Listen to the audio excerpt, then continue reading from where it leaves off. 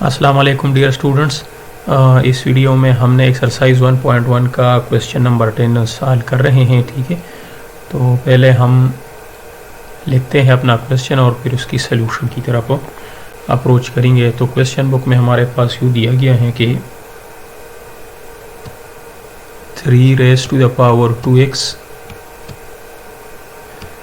और यहाँ पे दिया गया है -10 मल्टीप्लाई, इस डॉट का मतलब है multiply by 3 raised to the power x। ठीक है, और यहाँ पे हमारे पास है +9 इक्वल 0। तो ये हमें बुक में क्वेश्चन दिया गया है। अब इसको हमने सॉल्व करना है। क्वेश्चन नंबर 10 है। जिस तरह हमें पता है कि हमने प्रीवियस वीडियोस में बताया था कि अगर हमारे पास फर्स्ट टर्म क्वाड्रेटिक टर्म हो, ठीक है, मतलब उसका जो फर्स्ट टर्म का हाफ हो, जो सेकंड टर्म हो वो फर्स्ट टर्म का हाफ बन रहा हो। ठीक है, मतलब सपोज ये था कि मैंने आपको ये बताया कि यहाँ पे हमारे पास सपोज y² है एक टर्म, ठीक है, और दूसरा टर्म हमारे पास जो नेक्स्ट में आ रहा है वो है हमारे पास क्या आ रहा है, उसका हाफ आ रहा है, यानी y आ रहा है। हाफ मतलब ये कि उसका रूट आ रहा है। सपोज इसका मैं अगर रूट लेता हूँ तो क्या आता है, y आता है ना। ठीक है, ये वाला y हमारे पास इसका रूट आता है। तो इस तरह की कंडीशन में अगर हमें क्वेश्चंस दिए गए हों तो उनको हम बहुत ही इजीली क्वाड्रेटिक इक्वेशन में ट्रांसफॉर्म कर सकते हैं और उनको हम सॉल्व कर सकते हैं। मतलब अब हम इसको जो है ना चेक कर लेते हैं। अब हमारे पास सपोज यहाँ पे है 3 raised to the power 2x। तो ये आप देख लें कि ये इसका मतलब हमारे पास किसका मतलब है, हमारे पास 3 raised to the power x। ठीक है, इसको अगर हम एक्सपेंड करते हैं multiply by 3 raised to the power x, यानी हमारे पास 2 टाइम्स आ गया ना। और यहाँ पे हमारे पास जो सेकंड टर्म में है वो है 3 raised to the power x। ठीक है, तो हमें पता चल गया ना कि ये 2 टाइम्स है और ये हमारे पास 1 टाइम्स है। तो हम क्या करेंगे, इसमें अब हम सपोजिशन करेंगे। हम कहेंगे जो फर्स्ट टर्म अपीयर हुआ है हम कहेंगे कि लेटर, ठीक है, हम कहेंगे कि लेटर हमारे पास जो 3 raised to the power x है, raised to power x, ये हमारे पास y के बराबर हो गया। तो हमारे पास पहला टर्म फिर क्या हो गया, पहला टर्म हमारे पास उसका स्क्वायर है, डबल है, तो हम कहेंगे y² पहला टर्म हो गया। सेकंड टर्म हमारे पास क्या गया, -10, और ये 3 to x की जगह पे हम क्या लगा लेंगे, y लगा लेंगे, और +9। तो ये हमारा क्वेश्चन ट्रांसफॉर्म हो गया क्वाड्रेटिक इक्वेशन में। अब इस इक्वेशन को सॉल्व करने के लिए हमारे पास 3 मेथड्स अवेलेबल हैं। इस तरह हमें वो नोन है। पहला फैक्टराइजेशन है, सेकंड हमारे पास कंप्यूटिंग स्क्वायर है, और थर्डली जो हमारे पास है वो है क्वाड्रेटिक फार्मूले के थ्रू। लेकिन एक बात आप याद रखें कि जब ये वाला टर्म और ये वाला टर्म इनमें डिफरेंस ओनली 1 डिजिट का लग रहा हो तो वो बड़ा इजीली जो है ना हम फैक्टराइजेशन के थ्रू सॉल्व कर रहे हैं। और फैक्टराइजेशन का हमें पता है कि हम कैसे करते हैं, प्रीवियस वीडियोस मैंने बनाए हैं, उसमें आपको जो है ना अगर इसमें कोई मसला लग रहा है तो आप फैक्टराइजेशन जाके वहाँ पे चेक कर सकते हैं। तो मैं इसको लिखता हूँ अभी।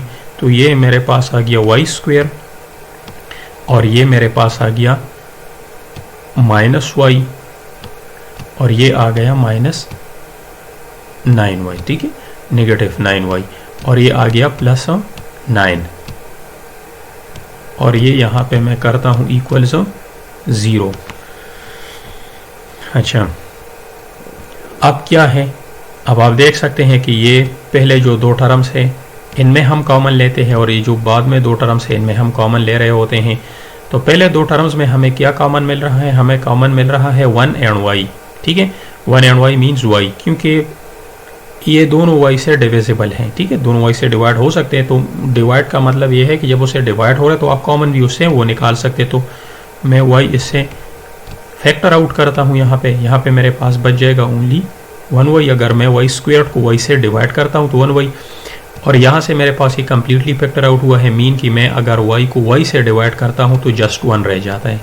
तो ये फैक्टर आ गया। ठीक है, और सेकंड में हमारे पास क्या है, 9 जो है ना वो फैक्टर आउट होता है, दोनों 9 से डिवाइड हो सकते हैं। तो यहाँ पे मेरे पास रह जाएगा y, और मैंने आपको ये भी बताया था कि जब मैं नेगेटिव साइन को कॉमन लेता हूँ, इन कॉमन लेता हूँ, तो मेरे पास जो ब्रैकेट के अंदर साइंस है टर्म्स के वो चेंज हो जाइए। तो पहले वाला टर्म्स पॉजिटिव हो जाएगा and secondly will become minus, second will become minus, और ये जो है ना जब 9 से डिवाइड करूंगा तो वही तो 1। और ये भी मैंने कहा था कि ये दो टर्म्स आपके पास क्या आएंगे, ये आपके पास आइडेंटिकल आएंगे, ठीक है, ये एनालॉगस होंगे, ठीक है, ये दोनों टर्म। अच्छा, अब मैं क्या करूंगा, ये जो y है जो फैक्टर आउट हुआ है और ये 9, इन दोनों को मिला के, ये 9 है, सॉरी ये 9, इन दोनों को मिला के मैं एक फैक्टर बना लूंगा।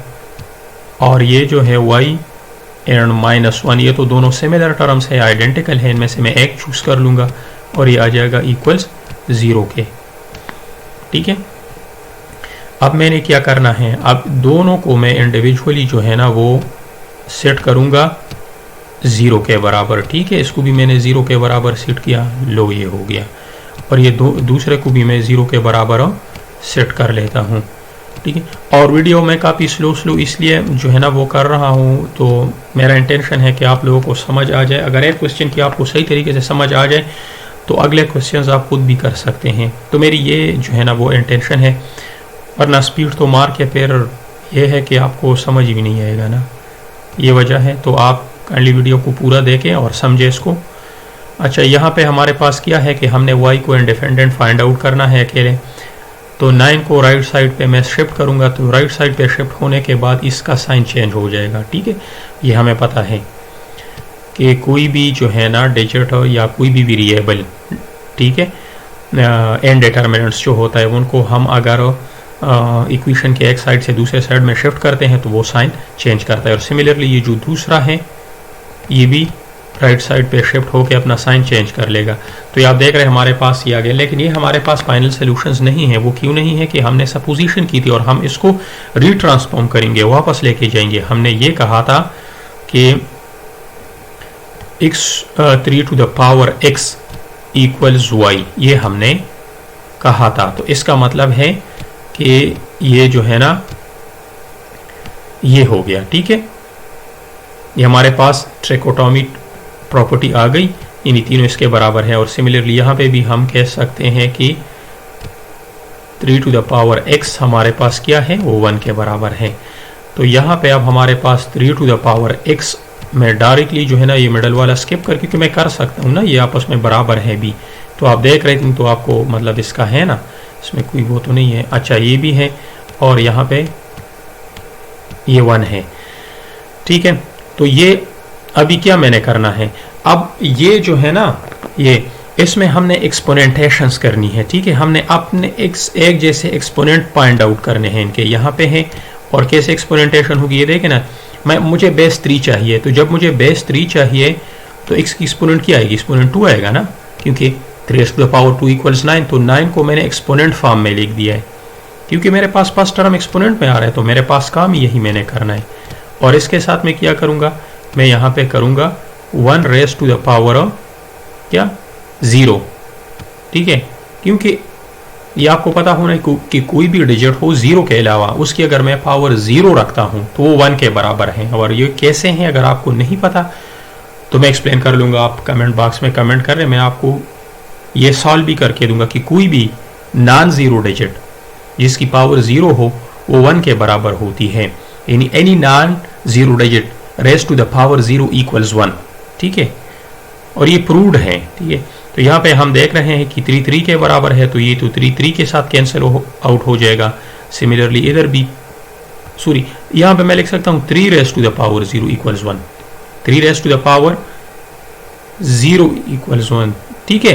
क्योंकि वही एक बात है, अगर मैं 1 रेज टू द पावर 0 लिखता हूँ तो नॉन ज़ीरो डिजिट है तो वो 1 के बराबर है।